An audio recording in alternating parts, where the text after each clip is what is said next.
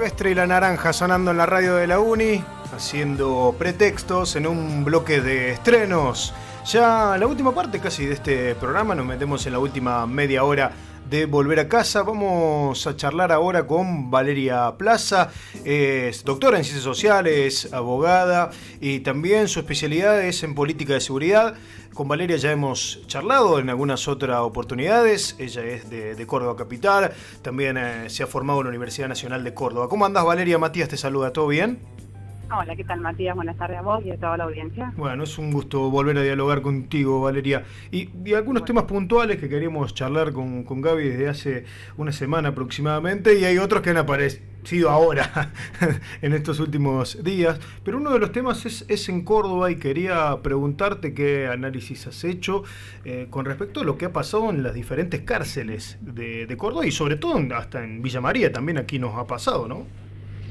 Sí, me parece que en algún punto las noticias de los últimos días, si bien nos sorprenden, en algún punto ponen en evidencia lo que venimos denunciando hace muchos meses, ¿no? Hay una situación de ingobernabilidad de las cárceles, Ajá. que seguramente, como todos los fenómenos, es multicausal, que tiene que ver con el hacinamiento, que desde hace 2 años, por lo menos, los informes del Comité Nacional de Prevención de la Tortura viene denunciando, Sí. sumado a una mala administración y gestión que efectivamente, bueno, queda demostrada, ¿no? A saliente el funcionario a cargo, queda imputado, al menos denunciado de algunos delitos, lo cual pone en evidencia no la responsabilidad individual, que eso tendrá que tramitarse por la vía de la justicia, pero al menos me parece que en algún punto reafirma esta idea de que es un lugar donde tenemos que mirar mucho más, porque hay muchos de nuestros impuestos que se van a esos espacios, y la gente que transcurre por esos espacios también sale. Entonces hay que pensar qué hacemos, que no puede ser asignarlos y privarlos de derechos, sino que ser más creativos, más que creativos, más respetuosos de las normas internacionales y nacionales, de poder pensar esos espacios como un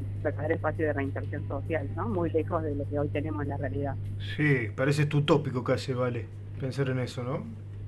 Exactamente, igual de cualquier manera me parece que en estos temas tampoco hay que pensar en blanco o negro, y también hay que pensar como efectivamente se ha mostrado en otros países, bueno, qué delitos, que hay como varias variables para pensar, según la tipología delictiva, que es principal, ¿no? Para saber también pensar la reinserción. Pensemos también la edad, no es lo mismo un joven de 18, 19 años que alguien de edad avanzada, qué tipo de herramientas laborales, pero también sociopedagógicas se pueden pensar en estas instituciones de encierro, porque recordemos que más allá del tipo penal está poblado por sectores poblacionales más marginales, vinculados a la pobreza. Entonces ahí hay una doble exclusión. No quiero decir que con esto no tenga que exigir el sistema penal. Creo que efectivamente si alguien comete una conducta delictiva tiene que ser privado de la libertad, pero que en esa privación de la libertad la temporalidad obviamente tiene que estar vinculada. No es lo mismo robar una manzana, como se dice, o alguien que tenía hambre y robó para comer, que efectivamente las grandes estafas o fraude, o incluso los delitos que se cometen violencia, que están más gravemente penadas.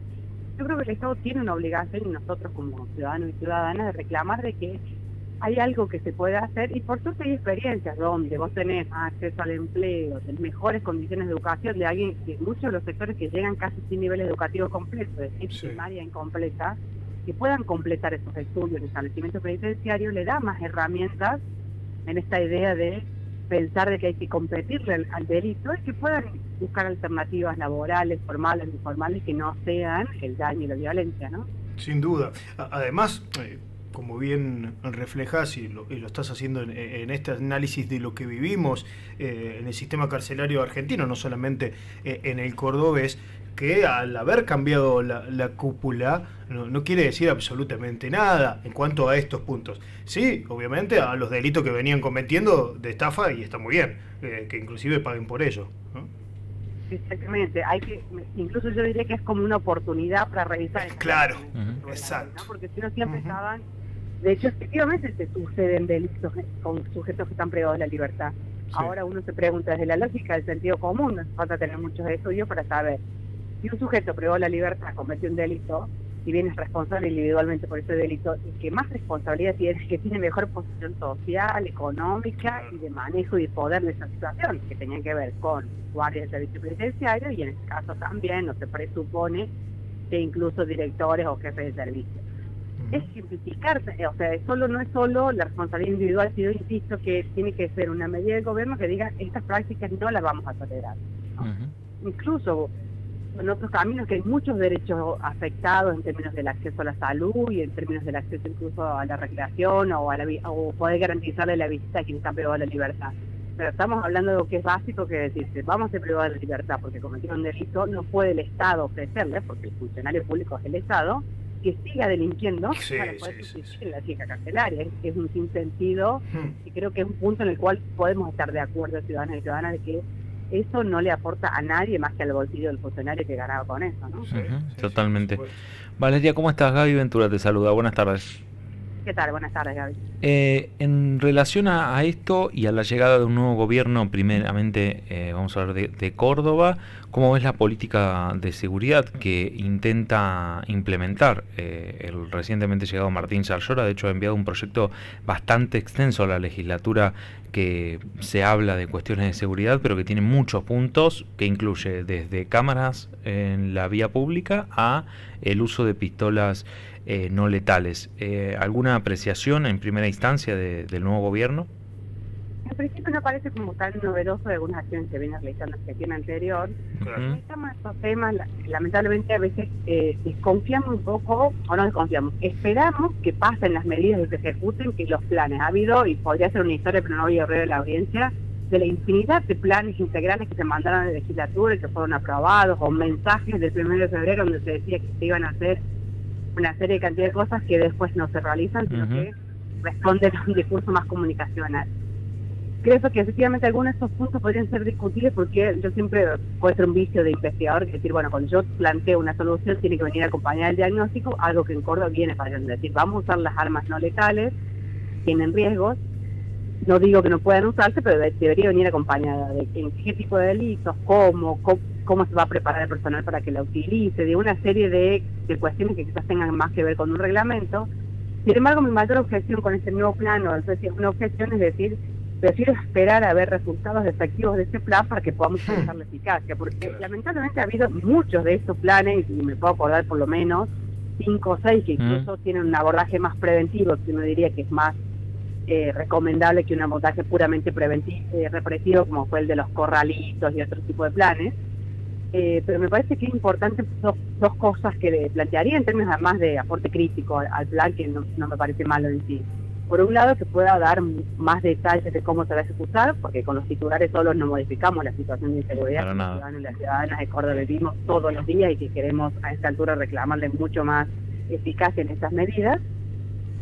Y por otro lado, planteamos que en algún punto creemos que tiene que venir acompañada también de, cuáles son las acciones, cómo se va. Y muchas veces, y esto lo digo con la mea culpa de ser ciudadana de capital, ¿no? A veces se agotan en algunos planes que se desarrollan en algunos barrios de la ciudad de Córdoba. Bueno, ¿cómo se va a repartir proporcionalmente para ciudades como, no solo Villa María, ahí tenemos grandes centros urbanos donde muchas veces estas políticas no llegan, como ha sido o ha llegado tardíamente la policía barrial, otro tiene una serie de medidas de seguridad.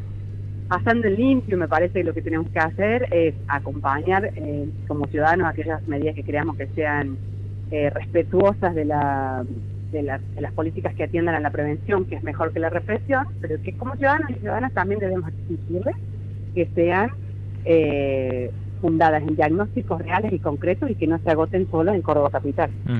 Totalmente.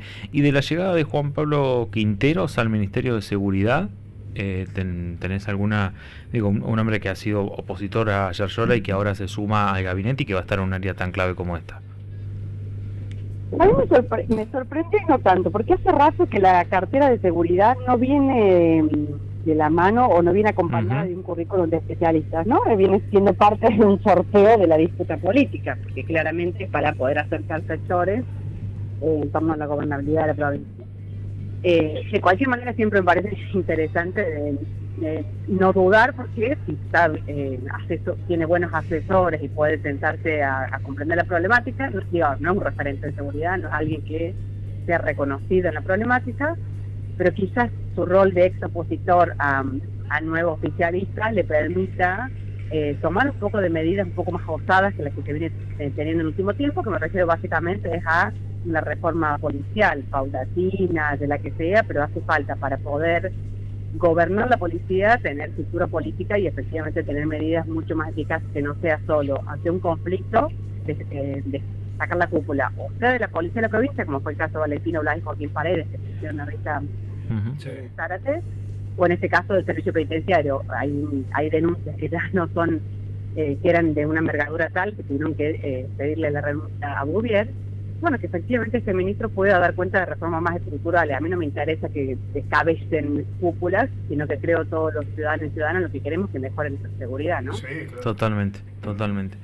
Nosotros hace un rato dábamos cuenta de los temporales y de lo que ha ocurrido en nuestro país y hablábamos del rol del Estado y repasábamos que desde el nuevo Ministerio de Capital Humano se había hablado de que de cara a la próxima manifestación que va a haber el 20 de diciembre, las personas que vayan a manifestarse allí no iban a seguir accediendo a planes sociales, pero eso viene de la mano de un anuncio que hizo la nuevamente ministra de Seguridad Patricia Bullrich de un protocolo de accionar, no recuerdo bien cuál es el nombre técnico, pero es el protocolo antipiquete, como se ha dado a conocer, que nuevamente está inmerso en el país.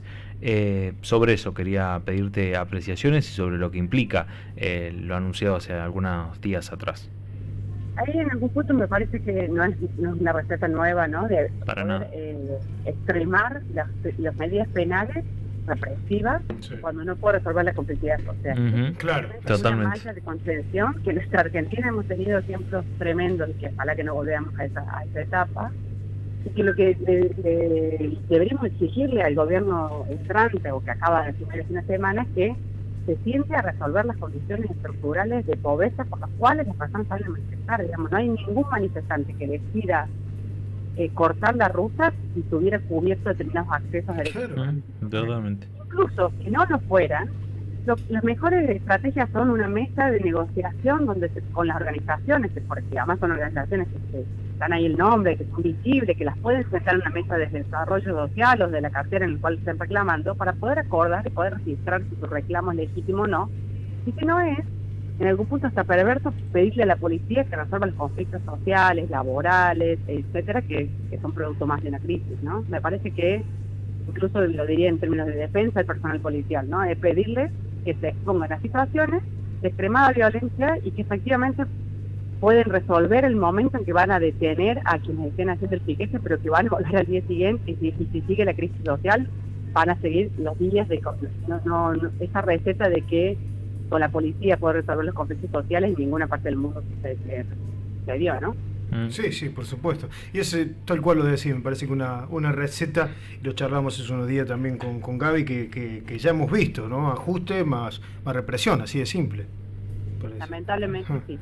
Ojalá que pueda darse otro proceso en términos de nuestra maduración como democracia, pero lamentablemente todo indica que eso así no sería, así que lo que nos queda como ciudadanos también es no exponernos a las represiones, no dejar de manifestarse, de ocupar las calles, pero sabiendo ese riesgo que implica y poder repensar de qué manera dialogamos con los ciudadanos para que entiendan que tenemos un país lo suficientemente rico como para pensar en la distribución de la riqueza, donde la gente no tenga la necesidad de salir a cortar una ruta y que podamos entender democráticamente qué cosas se pueden hacer y qué cosas no, sin la necesidad de la presión de la represión o de la violencia, ¿no? Sí, tal cual. Valeria, gracias por charlar con nosotros, como siempre. Muchas gracias a ustedes por la nota. Dale, te mandamos un abrazo grande. Chao, hasta luego. Hoy estaba Valeria Plaza, es investigadora del CONICET, además de doctora en Ciencias Sociales y abogada, y su especialidad dentro de la investigación en el CONICET es política de seguridad.